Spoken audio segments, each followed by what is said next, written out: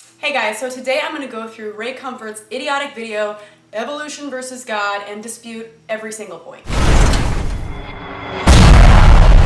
So just to give you an idea of who we're talking about, Ray Comfort is the guy known as the Banana Man, and the reason for that is because he tried to argue that a banana is evidence of God because it's shaped so perfectly to fit in our hand.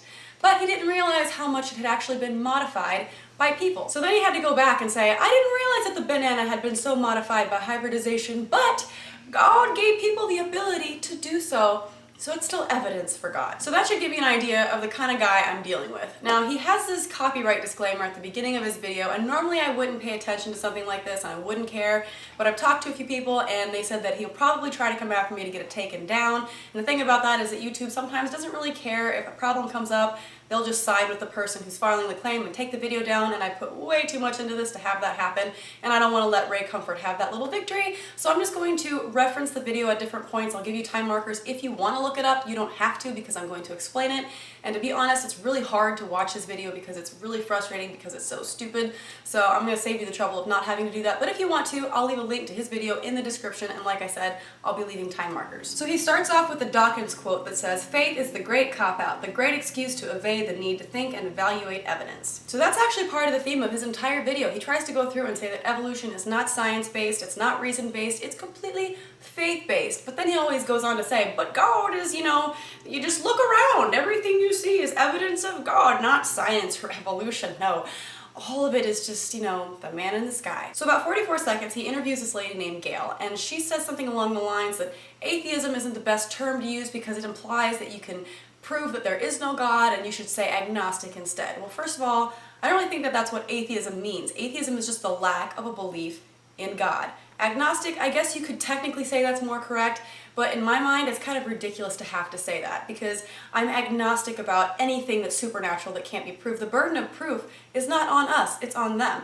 I'm agnostic about fairies, I'm agnostic about leprechauns, but I'm not going to sit there and say I'm agnostic. I'm going to say, no, I don't believe that those things exist. At 1:20, he puts up a quote claiming that evolution is dinosaurs turning into birds, apes into humans, and amphibious mammals into whales. Now, I follow Richard Dawkins on Twitter, and he's said a few things like this. One says, I've actually read a tweet by somebody who thinks a monkey needs to give birth to a human in order to demonstrate evolution. Seriously. It's not something that can just happen like that. It's a long process. The transition from apes to humans is probably something that took around 5 to 6 million years. Now this guy even harasses a girl on the street at about 5 minutes in about koalas. She says something like, there's evidence of evolution from us, from monkeys or something like that because there's an opposable fifth digit and they're the only other ones that have that. And he's like, well, koalas have a fifth digit. Do you think we evolved from them? No, I don't think we evolved from them. Just like I don't think we evolved from modern day monkeys. It's ancestral. They're our cousins. They're distant relatives. No one thinks that one day a human fell out of a monkey's vagina. Now I understand what the human mind is capable of visualizing becomes more and more difficult the longer the time span is that you have to consider. But just because you can't see it happening, just because you can't observe the millions and millions of years it takes for these things to happen, doesn't mean that they didn't happen. And maybe there isn't 100% proof, but science is still working on that. You can't just say, I don't know, so therefore God. But my point is even though you can't see direct proof of every single little tiny detail, that doesn't mean that there isn't a huge mountain of evidence in support of it. So you can't treat it like it's this completely faith-based system with no reason, no logic, and no evidence. But that's what he does anyways, because at about 1:55 seconds into this stupid video, he goes around to people and starts posing the question about evolution. When did you start to believe? Are you a strong believer in evolution? So then he starts demanding real hard observable evidence, and he goes around and finds this scientist and asks him to produce that. And he starts to explain it by saying, well, about 65 million years ago, and gets cut off by Comfort and says, well, it was 65 million years ago, can't see it. So let me get this straight. They're using the I can't see it, so it ain't there argument for evolutionary processes that, like I said, have a mountain of evidence. But God? That shit's real. So he thinks that if theory A fails in some particular detail, then theory B must be true. But I love it how the argument or that train of thought isn't reversed at all. So by his train of thought, we could say, have you ever seen a toddler, a little girl who goes to sleep and wakes up the next day a full-grown woman? No, you haven't? Well, that's proof that aging doesn't exist. Evolution on a large scale requires many, many years to happen, just like aging. It's not that hard of a concept. At about 4 minutes in, he starts demanding evidence for a change of kinds. Well, fortunately, the Bible defined this for us. Two animals that can bring forth or reproduce. So he wants to see evolution from one animal to another animal that can't interbreed. Well, there's something called ring species that explains this perfectly. A ring species is when a parent population radiates around some kind of central barrier, and by the time the descendants meet on opposite sides, they have changed way too much to reproduce. So I'm definitely not an artist, so I'm going to simplify this as much as I can, but there is a bird out there called the greenish warbler, and this exact thing happened. I'm just going to start off with a circle to show you how it changes. When the bird goes to a different geographical location, it evolves and has different traits and characteristics, and is slightly different, but it can still breed with its ancestor.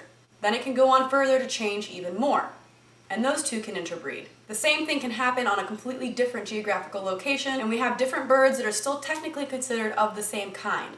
But the error comes whenever you take the end product of each different evolutionary outcome and put them together. Guess what? They can't interbreed, therefore they have technically changed kinds.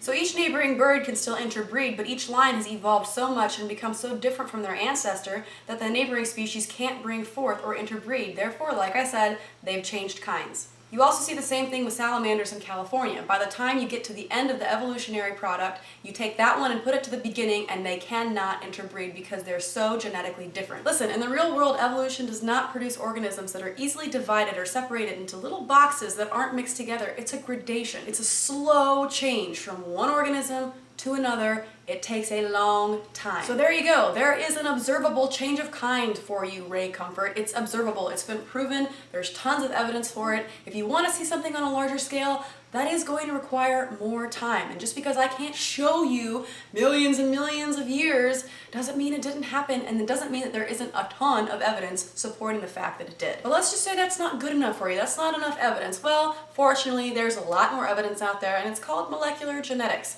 Like I talked about before, we are related as cousins to the chimpanzee. We parted about 6 million years ago from a common ancestor, and fortunately science has been able to completely sequence the genome of both the human and the chimpanzee. Almost all the sequences are identical. A very tiny number of genotypical differences can account for the large number of phenotypical differences. And by phenotype, I mean things that we can see or what we look like. And many genomes have been sequenced. We can draw clear conclusions to our relation to other species and the relation between other species. But that's not enough. They want more evidence. They want to see the fossils. They want to see the missing link. Well, unfortunately, a very small number of corpses actually fossilize and are preserved. You know, we don't even need that. We could easily have had no fossils at all, and the evidence from molecular genetics and geographical location would still overwhelmingly support the theory of evolution. But if that's still not enough, consider this. If even one fossil, were found in the wrong geographical stratum, if it were found in the wrong place, the entire theory would just be blown out of the water. It would be entirely disproved by locating one fossil in the wrong place.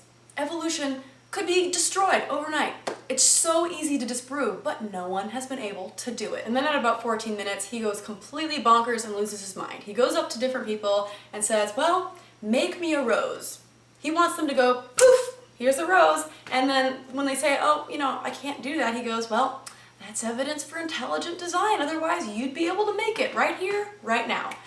But anything you answered to this guy at this point would be a lose-lose situation, because you could either say, well, I could do it with a seed and wait for the flower to grow, or, you know, you could bring up the fact that we've cloned entire animals in laboratories and made our own animals. But then again, he did say, well, where would you get the seed? And if you brought up cloning, he'd probably be like, where did you get the genetic information to make the clone? Well, to answer this, I'll have to explain how you can get something from nothing, which I'll do in a second. Let's just go with his argument for a second. Let's give him the benefit of the doubt. Let's say that somebody could snap their fingers and make a rose appear. But that wouldn't work, because then he would use the same logic he did with the banana. Well, God still gave people the ability to make such things, therefore it's still proof of God. And now we're going to get into the origin of everything ever, something from nothing. And this is something that I've wanted to talk about a long time ago, but I never made the video because it would take me forever. So I'm going to try to explain it as quickly and as simply as I possibly can. Physicists are still working on the origin of the cosmos, one of which is Lawrence Krauss. He has a book out that I recommend to anyone who actually wants the finer details. But the most simplified explanation I can give is that when you have matter and antimatter and you put them together, they cancel each other out,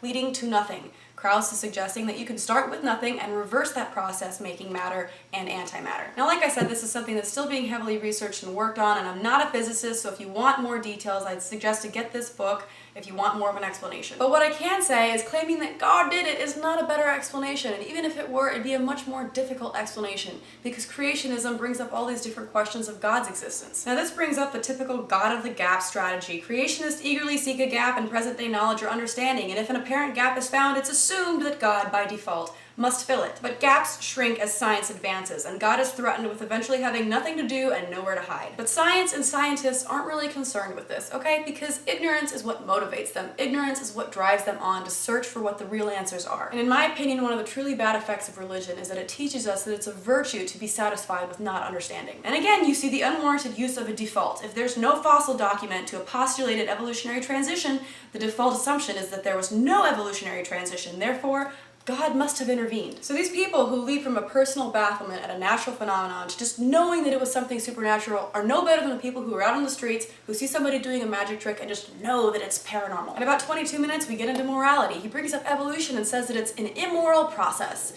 Okay, nature is harsh, nature is cruel, but it has nothing to do with morality. But no, you've got Ray Comfort who draws the extremely logical conclusion that Hitler was putting survival of the fittest into effect.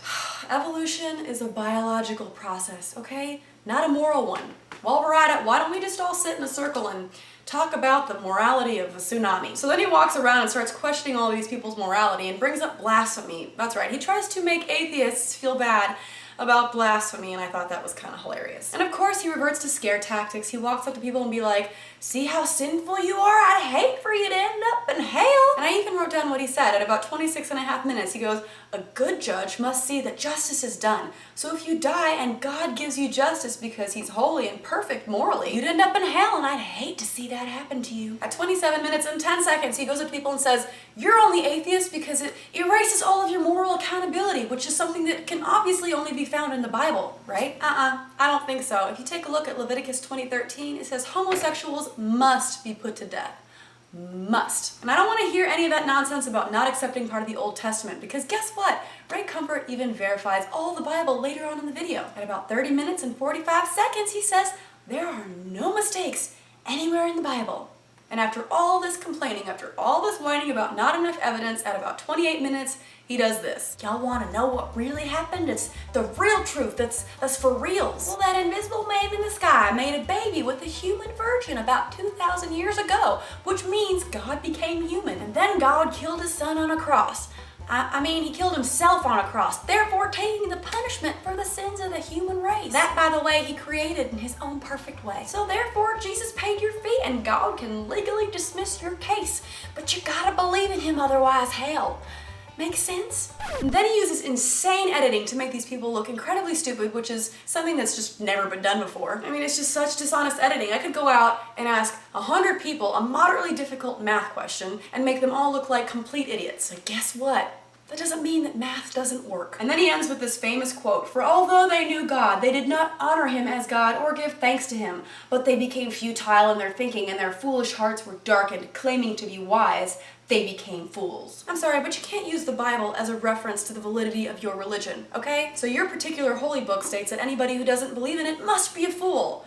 You got me, I totally believe it now. So yeah, this became a very long video, but I wanted to give you as much evidence and explain as much as I possibly could the scientific background behind evolution, behind the origin of species, behind the origin of possibly the universe, and say, yeah, science doesn't have the answer for everything, but they're still working on it. They see gaps in scientific processes, at least in the explanation of those processes, and that's motivation to work towards finding the answer. People who are religious people like Ray Comfort look at those gaps and just fill them with God. Like I said, you can't just do that. And you can't look at a banana and be like, look at this, look at all the nature around us, that's proof.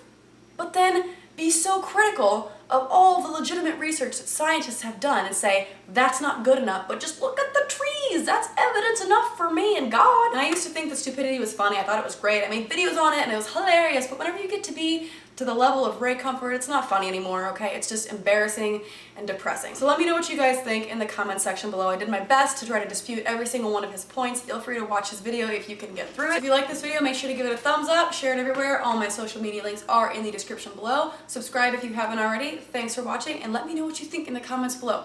All right, see you guys next time. Bye.